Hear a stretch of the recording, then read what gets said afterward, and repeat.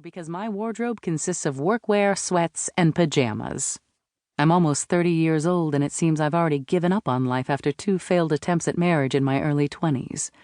The first one was a reckless mistake, but the second time, I thought I was signing up for the fairy tale. What I got was a Stephen King novel instead. I swore I'd never go back there. Walking down that aisle a second time was singularly the worst choice I've ever made in my life. And after an even nastier divorce, I'd rather be perpetually single than risk that nightmare again.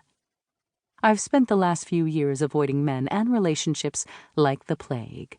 But then, my brother introduced me to a man named Banks, and suddenly it feels like my resolve is slipping. Maybe I could dip my toe in the water for a moment, maybe even take a short swim and still manage to come out unscathed. The drag queen we're going to see, Coco Monroe, is Banks's cousin, and thanks to a connection the sweet girl my brother is dating has with this drag queen, I found myself invited along on a group outing. I don't get to see my brother a lot, so I jumped at the chance to spend some time with him and get to know this girl, Talia, he's so keen on. But when Banks expressed an interest in going too, well, I more than jumped. I practically did a backflip, some star jumps, and a belly flop. The man is stunning. I don't think I've ever experienced a full-body reaction the first time I've met a man before, but when Banks turned that broad, confident smile and those warm, dark eyes my way, the only thing I could do was giggle. Oh, and flirt, something I haven't done in so long. It's like we had a moment just between us where all the noise in the room disappeared and we were the only ones there. I came away from it feeling all warm and trying not to smile too much, but I'm so eager to see him again, even if it's just to see if I react to the bar owner the same way again. Besides the fact that he's tall, dark-skinned, and deliciously handsome, I also love the fact that he's his own man. He owns a bar in the financial district called Banked Up. It's where all the wealthy Wall Street brokers burn off some steam after a long day of trading other people's money.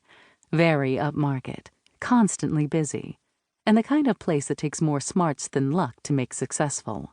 Needless to say, I'm impressed from the get-go. And what I liked even more was that if he knew who my family was, he gave no indication. So for once in my life, I'm going into an evening with a man without trepidation. Because while money makes men attractive, for a woman, it's different. In my experience, it made me a bit of a target, and I really, really, really don't want to feel like that again. My phone buzzes on the vanity, snapping me out of my tumultuous trip down memory lane and upriver into Hopesville. I look to see a message from Ash light up the screen. Heading to the bar now. Deciding I don't have time to second-guess my outfit anymore, I tap out a quick, leaving soon response and cap my lipstick, dropping it in my clutch. Then I spray a little perfume in the air and walk through it on my way to put on my heels and head out, taking the elevator to the lobby of my building.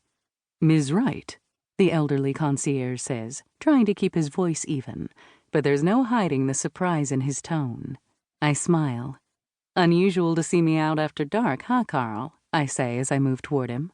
"It's wonderful to see you out after dark, Ms. Wright. Someone so young shouldn't spend all her time alone."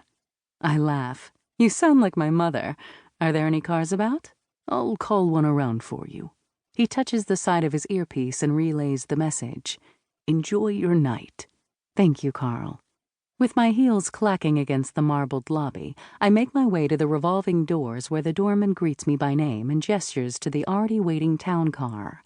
Carl is excellent at his job and seems capable of producing anything you need out of thin air. This is why the man has a beautiful Rolex on his wrist. People will tip a man well for consistently coming through for them. "Where to, miss?" the driver asks as I slide in. "Banked Up," I instruct, sitting back against the gray leather seat with a happy sigh. "Right away. Will you need a return car, miss?" A soft smile tugs at the corners of my lips as the image of Banks smiling at me fills my mind, and that little ball of maybe gets bigger. "I'm not sure," I say, looking out the window. "I think I might just see where tonight takes me." Banks. "I'll likely be gone a few hours," I say, checking my watch. "So I might not get a chance to return before we close." The bar manager nods.